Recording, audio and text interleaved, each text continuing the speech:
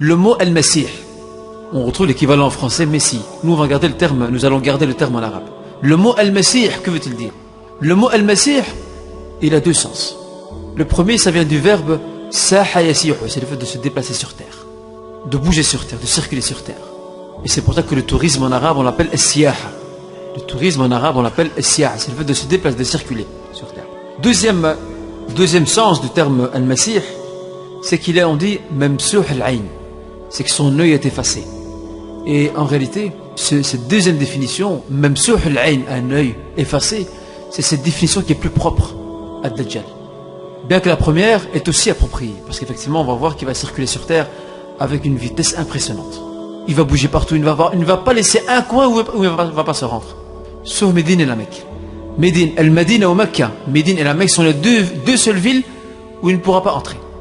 Comme on va le découvrir ensemble, Inch'Allah. Et vous devez savoir qu'il y a deux Masih. Comme le disent les savants, ils disent Al-Masih, Masihan. Il y a deux Masih. Il y a ce qu'on appelle Masih al-Huda, le Masih de la guidance qui est Isa alayhi salam, et Masih al-Dalala, et le Messie de l'égarement qui est Ad-Dajjal. Et subhanallah, ce qui est étonnant, qui va tuer le Messie Ad-Dajjal? C'est Isa alayhi salam. C'est Isa alayhi salam qui va mettre fin à la terreur du Dajjal. Et tous les deux portent le même surnom, Al-Masih. Alors, le deuxième terme qu'on doit définir, c'est Ad-Dajjal. Le mot Ad-Dajjal, que veut dire en arabe? Le mot Ad-Dajjal vient du terme arabe Ad-Dajjal. Ad-Dajjal, c'est la tromperie. Ad-Dajjal, c'est la tromperie, c'est la duperie.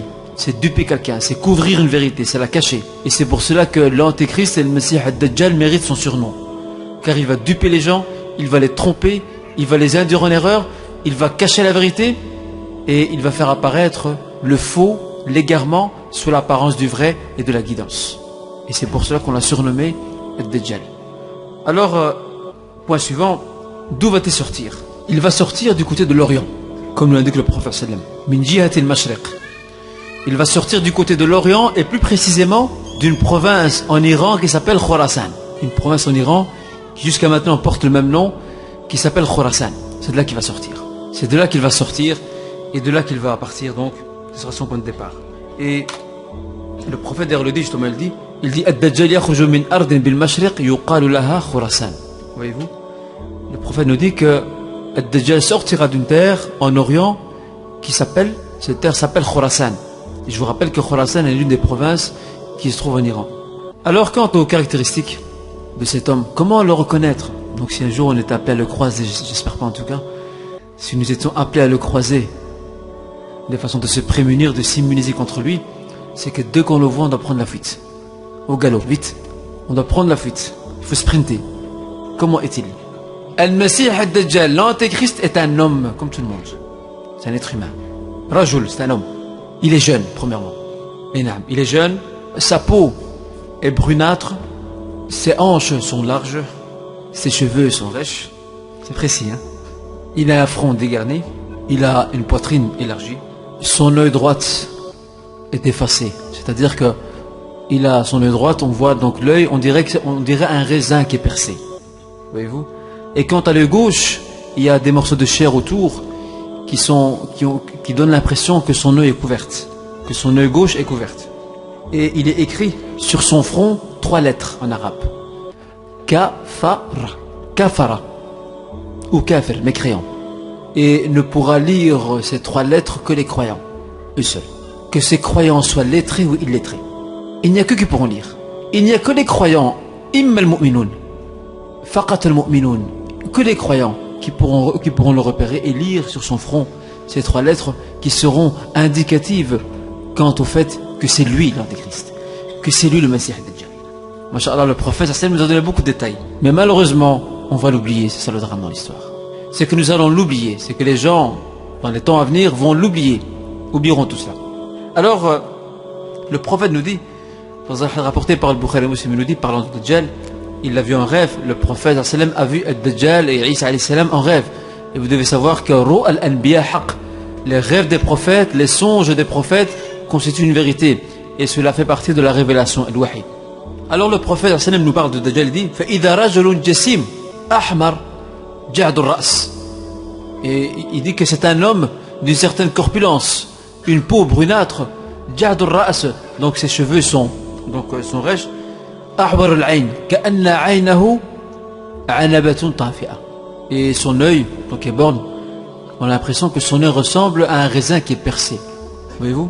Et dans un autre hadith, notre prophète Mohammed nous dit, il dit وأما مسيح الضلالة فإنه أحور العين أجل الجبهة عريض النحر فيه دفأ. Il dit quant au messie de l'égarement, فإنه أحور العين, donc son œil est borgne. أجل الجبهة, front dégarni. عريض النحر, donc il a une poitrine large. فيه دفأ, et il est un peu, donc son dos est un peu courbé. Voyez-vous? Son dos est un peu courbé. Et aussi, toujours avec le prophète sallallahu alayhi wa sallam qui nous décrit en détail cet antéchrist, le Messie Dajjal aussi. وَإِنَّ بَيْنَ عَيْنَيْهِ مَكْتُوبٌ كَافِرٌ. Et entre ses deux yeux, sur son front, il est marqué ces trois lettres, donc kafara ou kafir. Et le prophète a prononcé, il a éplé ces lettres en disant ثُمَّ تَهَجَّاهَا كَفَرَ يَقْرَأُهَا كُلُّ مُؤْمِنٍ. Le prophète s'est mis à épeler ces lettres. Il a dit kafara, et que chaque croyant allait pouvoir lire ces lettres-là. Et dans une autre narration, il est mis يَقْرَأُهَا كُلُّ مُؤْمِنٍ كَاتِبٌ وَغَيْرُ كَاتِبٌ. Pourra le lire tout croyant, que ce croyant soit lettré ou non. Et comme le disent les savants, Ibn Kathir et d'autres, ils disent, et l'imam Nawawi aussi dans son commentaire de Sahih Muslim, ces savants disent qu'en réalité, Allah Azza wa Jal va donner, par la foi que ces gens ont, même les personnes illettrées qui savent ni lire ni écrire, Allah subhanahu wa ta'ala va leur donner ce qu'on appelle Nur al-Basira, la clairvoyance du cœur. De par leur cœur, Allah va leur donner le pouvoir, de par leur foi, leur piété, Allah va leur donner le pouvoir de pouvoir lire ces trois lettres. Ça c'est important. Alors, maintenant que nous avons décrit, et déjà on sait maintenant comment il est, quelles sont ces fameuses choses extraordinaires qu'il va nous apporter? Que va-t-il faire exactement? Premièrement, il va se présenter avec un paradis et un enfer avec lui. Il va se présenter auprès des gens avec un paradis et un enfer. Et écoutons ce que nous dit le prophète dans Sahih Muslim. Il nous dit Ma'ahu jannatun wa nar. Ma'ahu jannatun wa nar. Fa jannatuhu nar wa naruhu jannah. Il va apporter avec lui un paradis et un enfer. Il va nous le montrer. Le prophète nous dit, nous dit, le paradis qu'il nous apporte, en réalité, c'est ça l'enfer. Et l'enfer qu'il nous présente, en réalité, c'est ça le paradis. Il faut tout inverser avec lui. Aussi, il va apporter avec lui des fleuves d'eau et de feu aussi. Et le prophète nous dit aussi, il nous dit, Inna ma'ahu nahran yajriyan. Il y aura avec lui deux fleuves qui coulent. L'un, c'est de l'eau savoureuse, et l'autre, narun yata'ajjaj. Et l'autre, c'est un feu ardent. Regardez ce que nous conseille le prophète.